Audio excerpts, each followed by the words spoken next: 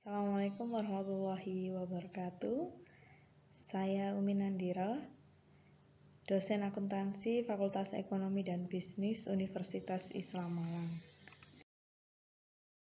Baik, dalam video kali ini saya akan menjelaskan tentang persamaan dasar akuntansi.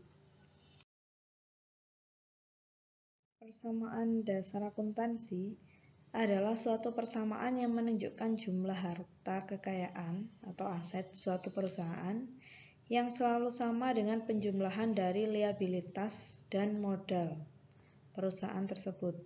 Dengan formula yang lain berarti jumlah aset yang dimiliki perusahaan dikurangi dengan jumlah hutangnya sama dengan modal pemilik. Ini unsur-unsur yang ada dalam persamaan dasar akuntansi. Yang pertama adalah aktiva atau aset, yaitu daftar kekayaan yang dimiliki oleh suatu perusahaan. Kemudian ada liabilitas atau kewajiban, adalah kewajiban perusahaan untuk membayar kepada pihak lain sejumlah uang, barang, atau jasa di masa mendatang akibat transaksi di masa lalu. Nah, modal atau ekuitas adalah bukti penyertaan dan kepemilikan dari pihak-pihak yang telah menanamkan uangnya di dalam perusahaan. Nah, persamaan dasar akuntansi itu yang lazimnya seringkali ditulis atau dinotasikan seperti ini. Harta sama dengan kewajiban ditambah dengan modal atau ekuitas pemilik. Harta itu adalah sumber daya yang dimiliki oleh perusahaan, baik itu bentuknya uang kas ataupun non-kas ya, bisa tanah, kendaraan, atau gedung. Kewajiban itu adalah hak dari kreditor yang mencerminkan utang perusahaan, dan ekuitas pemilik itu adalah hak dari pemilik atau modal yang ditanamkan oleh pemilik. Nah, transaksi bisnis itu yang merupakan adalah peristiwa ekonomi yang secara langsung mengubah kondisi keuangan perusahaan atau secara langsung operasi bisnis. Posisi keuangan syariah atau persamaan dasar akuntansi di akuntansi syariah. Aktiva adalah sumber daya yang dikuasai oleh entitas syariah sebagai akibat dari peristiwa masa lalu dan dari mana manfaat ekonomi di masa depan diharapkan akan diperoleh entitas syariah.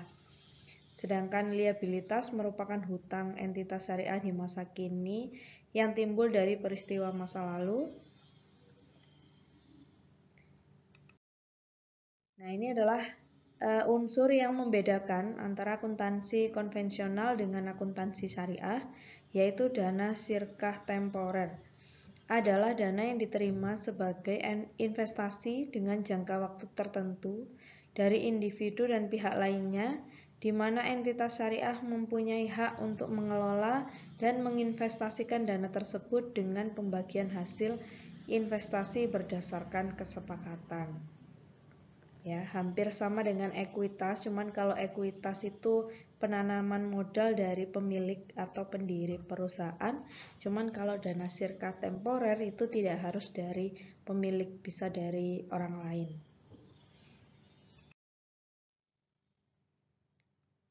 Nah, ini persamaan dasar akuntansi syariah. Aset sama dengan kewajiban plus dana sirkah temporer plus ekuitas pemilik. Aset itu sumber daya yang dimiliki, kalau kewajiban itu hak dari kreditor, ekuitas itu adalah hak dari pemilik atau modal pemilik, kemudian kalau dana sirkah temporer adalah dana yang diterima sebagai investasi dengan jangka waktu tertentu untuk diinvestasikan atau dikelola dan keuntungannya dibagi sesuai dengan kesepakatan antara perusahaan dengan penanam modal atau investor.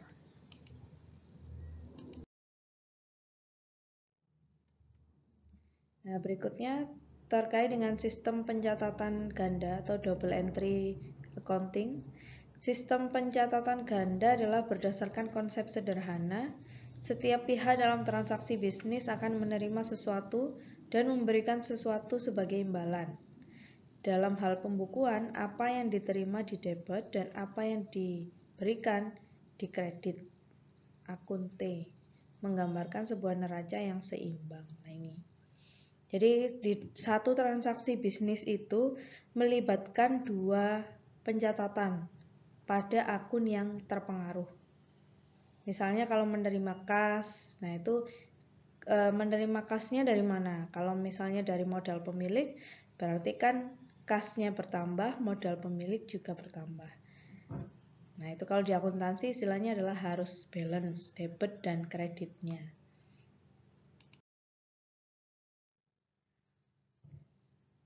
Nah, ini pengaruh transaksi terhadap ekuitas pemilik. Ekuitas pemilik itu bisa berkurang karena ada penarikan pemilik atau yang disebut dengan prive ya. Atau beban yang dikeluarkan oleh perusahaan. Dan ekuitas pemilik itu bisa bertambah dengan investasi pemilik, tambahan investasi, dan pendapatan operasional. Di mana jika pendapatan dikurangi beban, lebih besar pendapatannya, nah itu sisanya adalah laba bersih. Tapi kalau lebih besar bebannya, berarti dapatnya rugi. Nah, kalau rugi berarti nanti mengurangi ekuitas pemilik, kalau laba menambah ekuitas pemilik.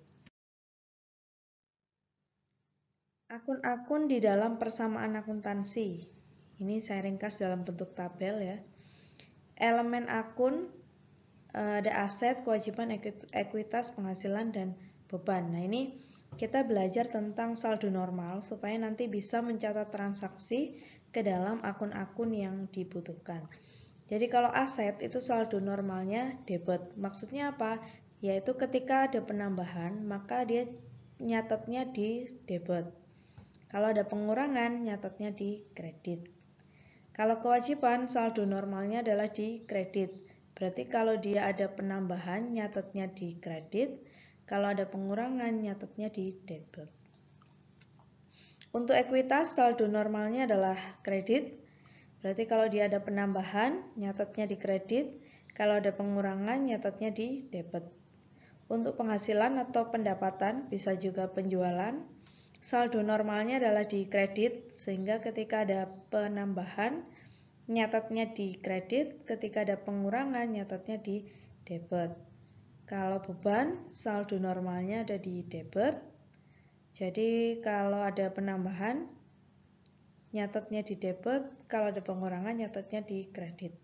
Catatan untuk dana sirkah temporer, itu saldo normalnya kredit ya, sama dengan ekuitas. Karena dana sirkah temporer kan uang yang didapat oleh perusahaan dari investasi atau dari investor. Nah, saldo normalnya di kredit. Kalau bertambah dia di kredit, kalau berkurang dia di debit.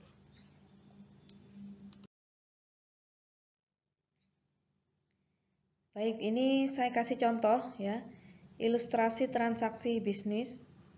Pada tanggal 1 September 2018, Chris Clark memulai sebuah bisnis yang diberi nama Net Solution. Nah, ini pencatatannya gimana? Yang transaksi yang A menyetor sebesar $25.000 ke bank atas nama Net Solution. Ya, berarti ini kan setoran modal awal ya oleh pemilik. Nyatetnya di mana? Ini persamaan dasar akuntansinya.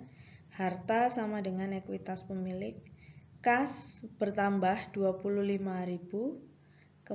Kemudian modal Chris Clark bertambah sebesar 25.000. Nah, ini yang dimaksud dari double entry bookkeeping ya, sistem pembukuan berganda tadi. Satu transaksi itu pasti mempengaruhi dua akun yang terkait. Untuk yang B, Net Solution menukarkan $20.000 untuk tanah. Nah, berarti kasnya berkurang 20.000, tanahnya bertambah 20.000. Nah, ini kan antara harta dengan sisi yang sini, sisi kredit, ekuitas, dan kewajiban nanti itu harus balance ya, jumlahnya harus balance. Kemudian transaksi yang C, Net Solution membeli perlengkapan 1350 dan akan dibayar kemudian. berarti membeli perlengkapan secara kredit. Kalau membeli perlengkapan berarti perlengkapannya bertambah. Karena membelinya secara kredit, maka utangnya juga bertambah.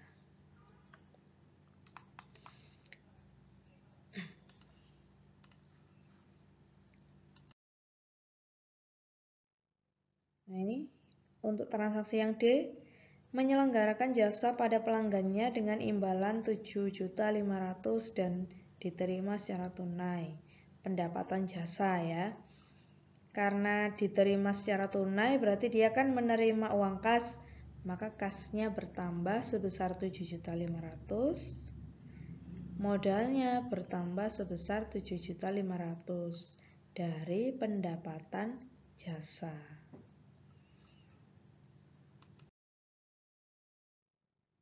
Untuk transaksi yang E, membayar beban-beban. Beban gaji 2.125, beban sewanya 800, beban perlengkapan 450 dan lain-lain sebesar 275. Totalnya adalah 3.650. Berarti kan net solution mengeluarkan uang ya untuk gaji, sewa, perlengkapan kantor atau utilities itu bahan habis pakai dan biaya lain-lain. Karena dia mengeluarkan uang, otomatis kasnya berkurang. Kemudian dampak yang lainnya apa? Ekuitas pemilik juga berkurang.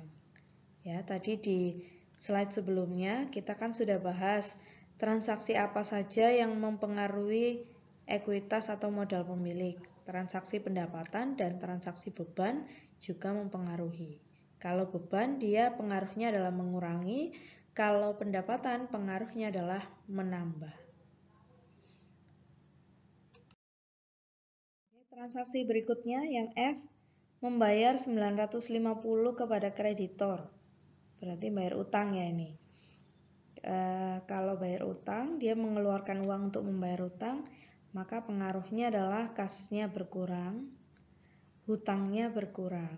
Kan hutangnya dibayar, jadi berkurang sebesar 950.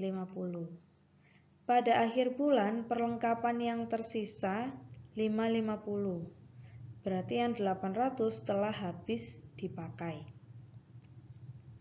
Maka pencatatannya gimana? Perlengkapan berkurang sebesar 800, modalnya berkurang sebesar 800 untuk beban perlengkapan.